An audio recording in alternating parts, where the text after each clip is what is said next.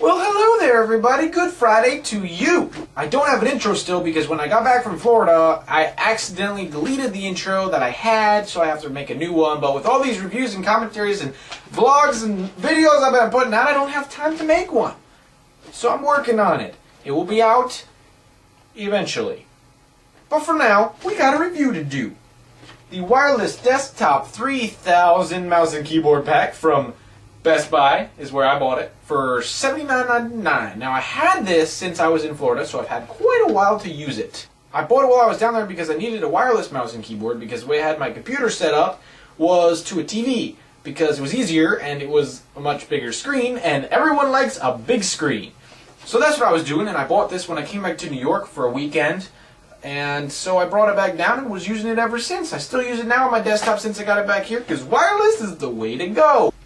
Wait a second, Microsoft makes this? Screw that! I'm just kidding, guys. I knew Microsoft made it when I bought it. The reason why I bought it is because all you guys are hating on me for hating on Microsoft. A lot of you. Not all of you, sorry, a lot of you. So I figured, okay, let me give it a shot. Everything Microsoft makes can't be crap, even though most of it is. There's got to be something, little gold nugget in the rough, you know what I'm saying? Now, I wouldn't say that I found the gold nugget with this, by any means, but it is, I'd say, if I were to do it again, I probably would have paid no more than $50 for these two. It wasn't such a bad deal, but it wasn't such a great deal either. So, let's start with the keyboard. We'll keep the mouse over here. Keyboard has some weight to it, and you guys all know I like some weight to my electronics, which is good. Doesn't feel like it's going to break or snap in half. Good, good, good. It's got a full QWERTY keyboard with the number pad. That's one of the main reasons why I ended up going with this one, because the selections at Best Buy were $79.99 for a wireless keyboard with a number pad on its own with no mouse. So I was like, no mouse? Buy a mouse separate and go pay $100, or one with a mouse and keyboard that's only $79.99. Right? Come on, that one wins, you know. So that's why I got this one. It has a nice little pad on the bottom for your, like a wrist rest. It's a little rubbery. It's not really squishy, it's just rubber.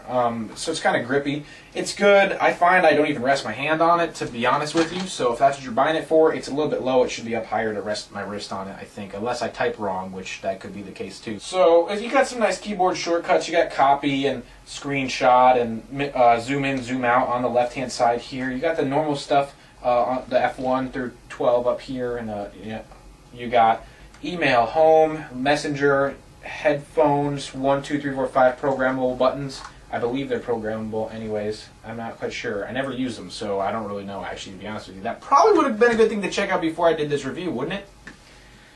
You got pause, play, back a track, forward a track, stop, volume down, volume up, and mute. And those are all the buttons, and then just a standard regular keyboard for the most part. On the back, you have the regular legs that go up and down, as any standard keyboard would have. You got a little battery port right here down at the bottom, if you can see. Takes 2 AA batteries. Probably going to want to use rechargeable batteries. I was a little bit disappointed at how fast these batteries die, so every time I literally walk away from my computer, I take the battery out of that and the mouse. Or for the mouse, I actually just unplug it, because the way the mouse works is where the USB stick goes. This is how you connect it, and it reads, obviously, to your computer. You just put it in your USB, boop, right like that. It's actually very small, so it was made well. I can appreciate that this would be small. I would have liked one of those little tiny, like, flat ones that only stick out like a little tiny bit from the USB port, and it's just kind of just there, but, you know, this will work too. And so when you actually close this up and put this, it has a spot that clips in the bottom of the mouse. When you do that, it presses down a trigger and turns the mouse off, which is good. So that was good design on their part, I must say. As far as the mouse grip and size and all that stuff, I like it. I think it works great. Obviously, it's an optical mouse. No one buys no ball mouses anymore. The left and right clicks are fine. They work fine. I haven't had any issues with that as far as, you know, clicking one side and it clicks the other one by accident or something like that. You do have a back button and a forward button. There are two. There's on each side, one by your thumb and one by your, I guess, ring finger, depending on how you hold the mouse. I never use them. Just not me. I wish you could program it. I do not think you can program the ones on the mouse. I'm pretty sure you could do the ones on the keyboard, though. But don't hold me to that. I failed on the review part. And the scroll wheel is the part that I'm going to have to say sucks on this. When you scroll up, it does a page up. Sometimes it skips really crazy. I've only noticed it when it's scrolling up. When you're scrolling down, it doesn't seem to do it, and it also only does it in certain applications. So I don't know why, but it's screwed up. Maybe just my piece of product was, or maybe the whole batch was, because that's how Microsoft likes to do things. They just screw it all up at once. And for someone with a biased opinion, I'd say this is a fairly good buy. The only thing that really bugs the crap out of me is the battery life, which can't really get over that. It's wireless. And the scroll wheel is messed up. Also, something to keep in mind, when your battery starts going low on your keyboard, there's obviously an indicator in the top right-hand corner if you're looking at the keyboard, right up here, where my thumb is. There's a little light that turns from green to red, and it flashes.